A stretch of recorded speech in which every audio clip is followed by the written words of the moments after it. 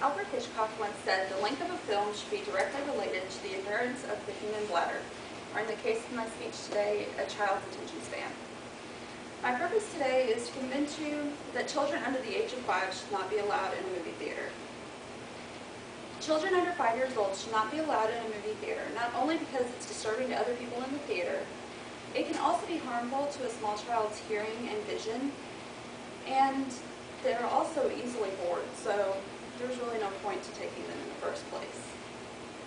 Everyone that has been to the movies understands that a small child in the theater almost always means the important part of the movie will be missed because of the child. You will either miss the giant plot twist when the child wants some M&Ms because he ate them all, or you'll miss the most talked about movie-produced explosion because the new bag of M&Ms had peanuts instead of peanut butter in them, and now they're all in your lap. I know every time I go to the movies, while I'm looking for a good seat, I'm also looking for small children. I tend to avoid these people because they're loud and obnoxious. And also so I can be prepared in the middle of the film so I can be prepared in the middle of the film to read the lips of the actors on the screen or try and figure out what's going on without actually having to hear it. I remember one time I was at the movies and this woman brought her newborn.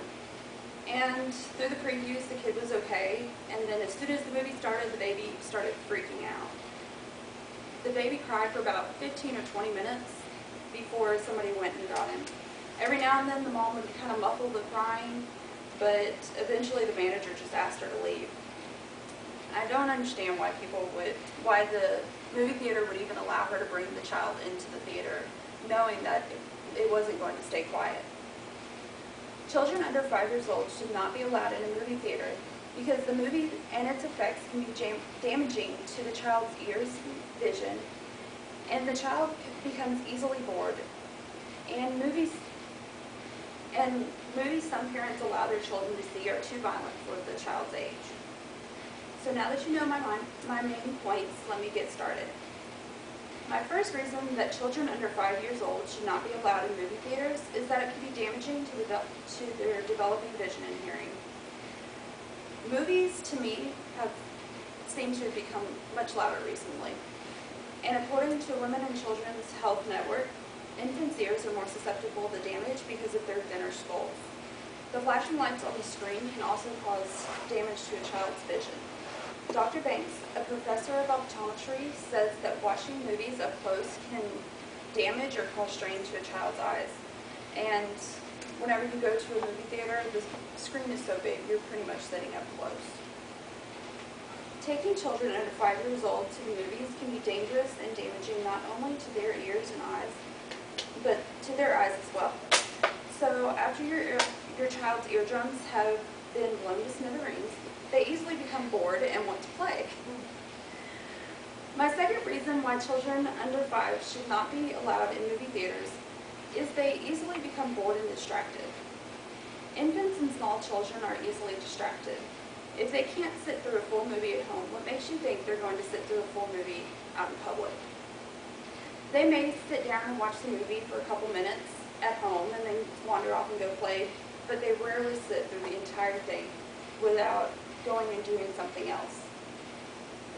According to Baby Center, the average 4-year-old's attention span is only 5 to 10 minutes.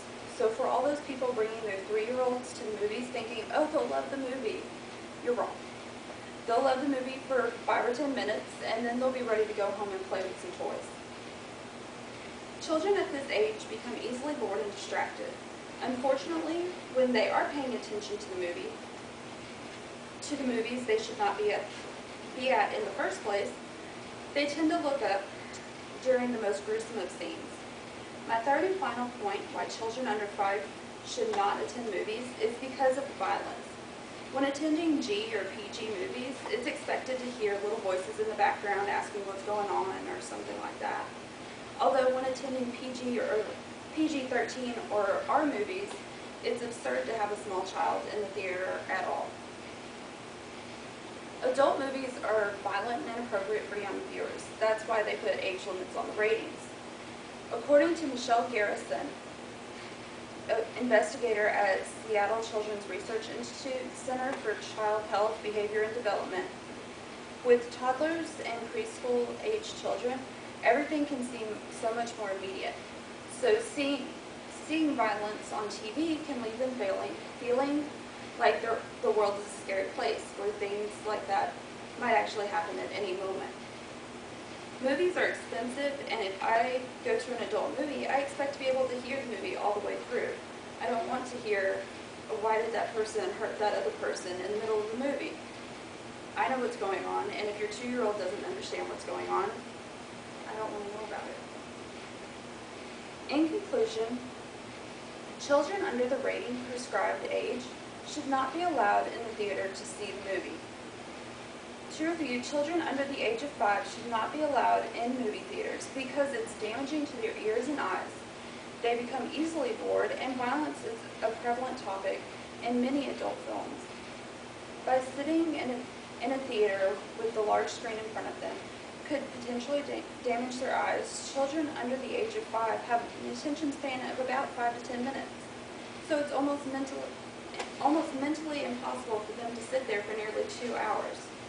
And finally, violence seen by children can scare them into thinking that it's actually going to happen in real life any minute. Before I finish, I would like to leave you a quote by Walt Disney. Movies can and do have tremendous influence on shaping young lives towards the ideals and objectives of normal adulthood.